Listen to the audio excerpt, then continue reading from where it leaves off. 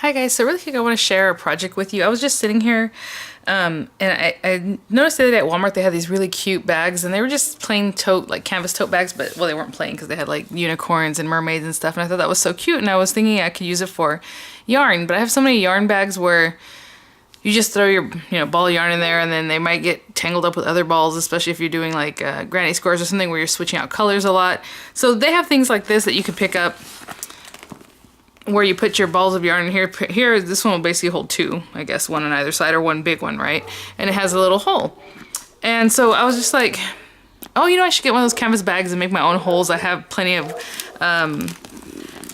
eyelets, and the ones I have are more like scrapbooking type. I just want to see what this is like on the inside.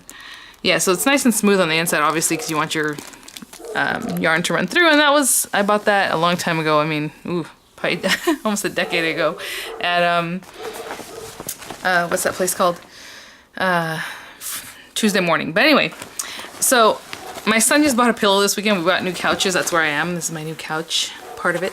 And I'm just downstairs real quick while Miranda's upstairs. She might start yelling, hopefully not. But he had bought a pillow for himself, or he chose a pillow, and it came in this big, huge bag, okay? So, and it has a gusset, and it has a zipper, pretty nice zipper, and fun colors. You can kind of see through it. And I was like, you know what? I'm going to use this for that project that I was thinking about. So I just made one eyelet, and I thought I might as well share it with you guys just to kind of show you how to do it and make yourself a cheap bag. If you already have a canvas tote, and make yourself one, whatever, you can do this. So I'm going to show you real quick what I'm using. And I do have a grommet punch or whatever, and I just don't know where it is, so I knew where these things were, so I went ahead and grabbed this kit that I have that has a bunch of eyelets. These are scrapbooking eyelets, and I was thinking about using the thicker one just to have more of a base, but I didn't want to waste them because they say cute things like adorable and baby and all these fun things, so I'm going to go ahead and just use these silver ones. This is like from We Are Memory Keepers. It's ancient. I might have bought this at Tuesday Morning too. And I have so many, I have these in so many different colors, ridiculous sizes. So this is a smaller size, just your basic eyelet. So I'm only going to use one of these per hole. Now, if you use a grommet, that'd be better because they sell them like at anywhere. The little thing that you use to punch them is really cheap too. And especially if you get it like at Joann's with a coupon, they sell them at Walmart. You might have a smoother back. But we can avoid that another way, I'll tell you right now. So anyway, I'm going to put these to the side for now. So you're going to need as many grommets as you would like, or eyelets. And I'm using the crocodile. I'll also have the big bite or big chomp, whatever they call it. But for this one, all I need is this.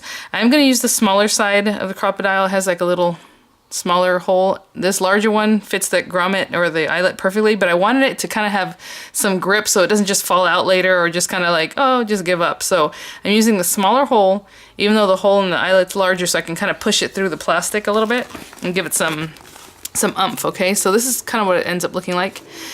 This side is smooth. This side is a little bit rough. I mean, if your yarn gets caught on that, I'd be really surprised, but you can also punch it backwards, and I'll talk to you about that in a second, so that the smooth side is in the bottom and the little rougher side's at the top, so it doesn't really catch your yarn, but I don't see it happening. I mean, if it does, oh well, right? But I think that's, again, if you use grommets, it'll probably be a better situation for you, but I'm just using what I have here. So I'm going to use the smaller side, the 1/8 inch, 1/8 hole, the other one's a 3/16, and I want to put like 4 along here, so I figured if I have 4 rolls on one side, 4 rolls on the other, I can have 8 yarns in here. So I'm going to give it a few inches, and I'm just punching wherever I feel like, but kind of like in the middle of this plastic area. If you're using a canvas bag, just punch it wherever you would like on the side of the plastic of the bag. You can do it on the sides, and then the yarn will go out the side instead of out the top, but I figured this has a zipper on top, and I just did it that way. So my hole is right here. I'm going to grab my little eyelet. And I'm not the best user of the crocodile, so let me talk about that in a second. So there's my little tiny hole. I am going to leave the eyelet with the smooth side out here, but if you wanted it to run smoother and you're not sure, punch it through the bottom, push it up to the bottom, and so that the area that's the yarn comes in contact with the most will be nice and smooth. But I'm going to go ahead and punch it down into the top, or push it. As you see, it's giving me some resistance because I want it to kind of stretch the plastic. You can do it with the canvas too. It'll stretch the canvas. Or whatever your bag is made out of, just so that you have a little more resistance holding on to that grommet instead of it just kind of flailing around in the little hole. I don't know if you've used them ever on like a paper project. Sometimes it doesn't really hold on, so I just make the hole smaller. And as far as this top part, when we're going to crunch it down, I have the smaller bit. You kind of push this down and you twist it however you like. So I have the smaller little point set now. And on the base, I have the smaller point also. As you can see, this one's a little more round. And I guess, you know, it just depends on the size of the eyelet you're using. So this is what I'm doing. And all you do is take that, line it up, right? So that little hole goes right into your eyelet, and give it a squeeze. And there it is.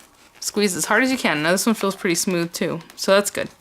Okay, so I'm gonna continue doing that, but right now before I stop, because this is really easy, I'm just gonna take a ball of yarn and I'm just gonna show you what I mean. So you put it in your bag, and I'll have pictures for you guys because I have some projects I'm gonna be doing, so I'm gonna have tons of yarns coming through here. You take the other end, and you can use a needle if you want at the beginning, because these are small eyelets that I chose. But if you need a needle to kind of help you guide that through there, you can use like your needles, and then otherwise just roll it right through. It hasn't caught and it feels really nice. So hopefully that gives you guys an idea. I have another bag like this that I bought from Joanne a few years back, and it was like $70. So people want ridiculous money for the bag because it has these little holes that keep your yarn kind of separate and ready to use.